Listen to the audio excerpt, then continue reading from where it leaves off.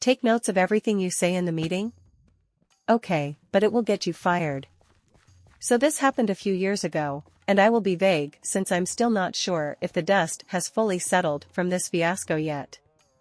At my former company, I was the secretary for a small improvement team that would meet monthly to discuss issues within the company and brainstorm ways to fix them.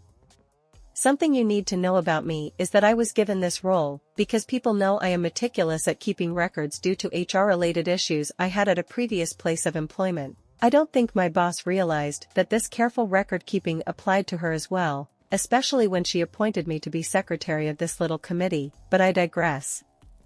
I was a model employee, award-winning, and went above and beyond what was asked, as were many others in my department, but we were still having customer complaints and dealt with regular safety issues, due to the company at large and through no fault of our own.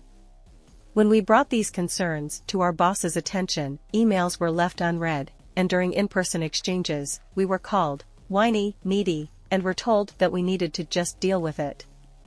Whatever the issue, from items being stolen by customers to people being unhappy with the procedures the boss had set down for us to follow, it was always made to somehow be our fault. When we sought support from other departments, we were met with cold indifference, since the boss was great to them, and we must be exaggerating the things she said to us.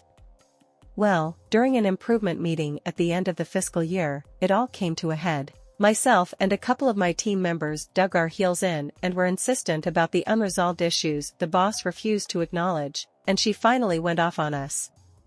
She told us everyone was incompetent, didn't deserve our jobs, and that maybe customers would like us more if we were more likable.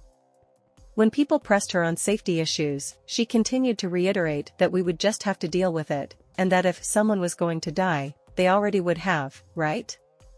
I, as the secretary, did my duty and took notes of all that happened over the course of that meeting. I usually did bullet points, but that night, I was feeling a little more thorough, so I wrote down words. Every word that was said. Every hateful comment, denial of accountability, and idle threat was recorded in black and white. Now, a second part of my job was to distribute the notes from the improvement meeting to the rest of the company. So, come the next morning, I ran about 100 copies of the transcript of the meeting and hand-delivered them to every single department in the building, and things blew up. People from other departments who had attended the meeting were able to verify that everything I had typed up had really been said, and folks were mad, threatening to quit, refusing to do their normal duties, browsing Indeed during work, etc.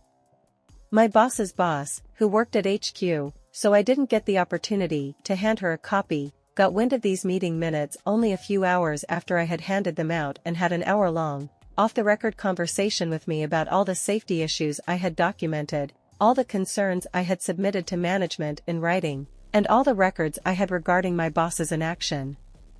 She was very grateful for the 100 pages of documentation I sent over and thanked me for my time. The day after I unleashed Pandora's box, I put in my 2 weeks' notice, took a new job, and pieced out to greener pastures. At first, it seemed like things were calming down after I left, but the following year, the company did not renew my boss's contract. I still feel a bit bad because I wasn't trying to get her fired or ruin her life. I was just desperate for some accountability thrown her way to create some positive change in the company.